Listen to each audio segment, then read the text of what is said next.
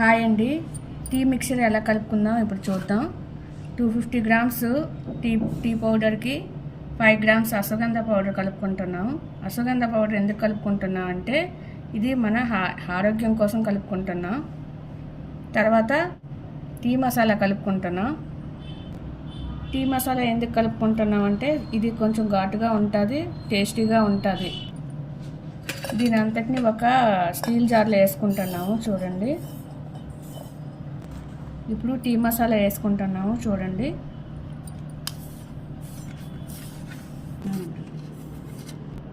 ఇదిగోండి అశ్వగంధ చూర్ణం వేసుకుంటున్నాము.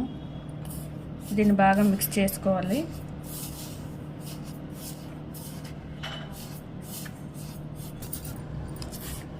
ఇదిగోండి tasty healthy tea powder ready అయింది.